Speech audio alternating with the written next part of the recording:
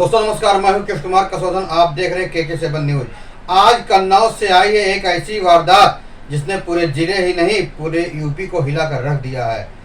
दिन दहाड़े डकैती का आतंक, भरोसे का खून और एक मासूम बेटी का साहस। कन्नौज शहर के मोहल्ला कुतलूपुर मकरंद नगर में सोमवार दोपहर 2 बजे नकाबपोश बदमाशों ने उस वक्त हमला बोल दिया जब घर के अंदर मां और बेटी अकेली थी। डकैतों ने दोनों को बंधक बना लिया, हाथ पांव बांध दिए और मुंह में कपड़ा ठूस दिया। घर में कीमती जेवर और लाखों की नकदी लूट ली और विरोध करने पर मां सुनीता श्रीवास्तव की रस्सी से गला कसकर हत्या कर दी। लेकिन कहानी यही खत्म नहीं होती है। बेटी कोमल पर भी जानलेवा हमला हुआ। चाकू पेट में लगा, गले में रस्सी कसी गई, लेकिन उसने हिम्मत दिखाई, रस्सियां खोली और पड़ोसी की छत पर कूदकर अपनी जान बचाई। यानी मौत से जूझकर बेटी ने खुद को जिंदा रखा। आपको बता दें, इस दिल दहला देने वाली वारदात का मास्टरमाइंड कोई और नहीं बल्कि वही ठेकेदार निकला। जी हाँ, वही ठेकेदार जिस पर घर वालों ने भरोसा कर अपना काम सौंपा था। ठेकेदार ने अपने ही भतीजे और 9 बदमाशों के साथ मिलकर पूरी वारदात को अंजाम दिया। पूरा षड्यंत्र रचा, पूरी साजिश की। यानी दोस्त बनकर दुश्मन निकला और भरोसे की कीमत एक मासूम महिला को अपनी जान देकर चुकानी पड़ी। फिलहाल इस सनसनीखेज लूट और हत्या के बाद पूरे इलाके में दहशत का माहौल है। एसपी अभिजीत ने मामले की गंभीरता को देखते हुए 3 टीमें गठित कर दी हैं। पुलिस लगातार छापेमारी कर रही है और जल्द बदमाशों को पकड़ने का दावा कर रही है। लेकिन सवाल बड़ा है, दिन दहाड़े घर में घुसकर डकैती, लूट और हत्या करने वाला बदमाश आखिर इतने बेखौफ कैसे? क्या पुलिस की नाकामी ने अपराधियों के हौसले बुलंद कर दिए हैं? और भरोसा किस पर करें जब घर में काम करने वाला ठेकेदार ही डकैत बन जाए? हम आपको आगे दिखाएंगे इस वारदात की पूरी एक्सक्लूसिव स्टोरी। कौन है मास्टरमाइंड? ठेकेदार? कैसे बेटी ने मौत को मात देकर बचाई अपनी जान? और क्या पुलिस इस खौफनाक डकैती का पर्दाफाश कर पाएगी? देखते रहिए KK7 न्यूज पर। कन्नौज शहर का मोहल्ला कुतलूपुर मकरंद नगर अचानक चीख पुकार से गूंज उठा।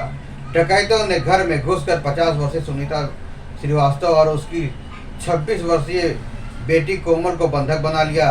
पहले दोनों के हाथ पैर बांधे गए, फिर कोमल के मुंह में कपड़ा ठूस दिया गया।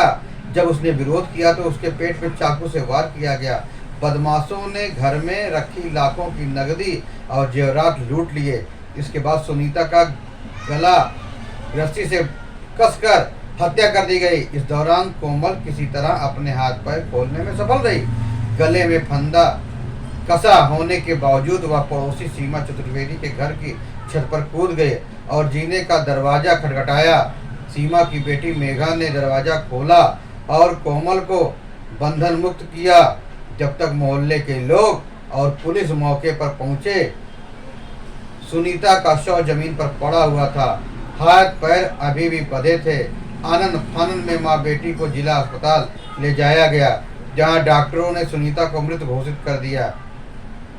बताया जा रहा है कि यह सनसनीखेज वारदात उसी ठेकेदार ने अपने भतीजे और बदमाशों के साथ मिलकर की जो घर में टाइल्स पत्थर लगाने का काम करता था। यानी जिन पर भरोसा कर परिवार ने घर का काम सौंपा, उन्हीं ने वारदात को अंजाम दिया।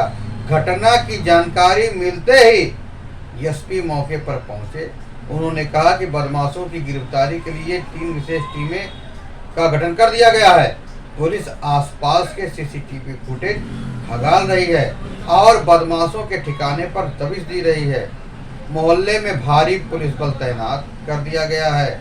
इस घटना से पूरे इलाके में दहशत का माहौल है। कन्नौज की इस वारदात ने एक बार फिर यह सवाल खड़ा कर दिया कि हमारे समाज में अपराधियों के हौसले आखिर इतने बुलंद क्यों हैं? सोचिए, एक माँ जिसने अपनी बेटी की परवरिश के लिए जिंदगी भर संघर्ष किया, वही माँ आज अपने ही घर में बेबस और लाचार होकर बदमाशों की हैवानियत का शिकार हो गई। सुनीता श्रीवास्तव, वह महिला जो अपनी बेटी के सपनों के लिए जी रही थी, आज इस दुनिया में नहीं है। लेकिन उसकी बेटी कोमल, जिसने मौत को इतनी नज़दीक से देखा, जिसने रस्सी को तोड़ते हुए मौत को कैद से खुद को आज़ाद किया, अब जिंदगी भर उस खौफनाक मंजर को अपने दिल में ढोए रहेगी। यह सिर्फ एक परिवार की त्रासदी नहीं है, यह समाज के लिए चेतावनी है। हम सबको सोचना होगा, क्या हम अपने पड़ोसियों की सुरक्षा को लेकर सजग हैं? क्या हमारे आसपास ऐसे लोग घूम रहे हैं जिन पर हम आंख मूंद कर भरोसा कर लेते हैं? और सबसे बड़ा सवाल, कब तक मासूमों की जान अपराधियों की हवस और लालच की भेंट चढ़ती रहेगी? सुनीता अब इस दुनिया में नहीं है, लेकिन उसकी बेटी कोमल की बहादुरी हम सब के लिए एक मिसाल है। उसने दिखा दिया, हालात चाहे जितने भी कठिन हों, हिम्मत और साहस से मौत को भी हराया जा सकता है। आज जरूरत है कि प्रशासन ऐसे अपराधियों को कठोर सजा दिलाए, ताकि कोई और सुनीता अपनी जान न गंवाए और कोई बेटी ऐसे खौफनाक लम्हे न झेले। हम प्रार्थना करते हैं कि ईश्वर सुनीता की आत्मा को शांति दे और कोमल को इस दुख को सहने की शक्ति प्रदान करे। और हमारी यही अपील है, आइए हम सब मिलकर एक सुरक्षित समाज बनाने की जिम्मेदारी निभाएं। फिलहाल के लिए इतना ही, लेकिन कन्नौज की यह घटना हम सबको हमेशा याद दिलाती रहेगी कि सुरक्षा से बड़ा कोई हक नहीं। आप देखते रहिए KK7 न्यूज़। मैं हूं कृष्ण कुमार कसौदन। फिर मिलेंगे नई जानकारी के साथ, नई खबरों के साथ। तब तक के लिए जय हिंद, वंदे मातरम।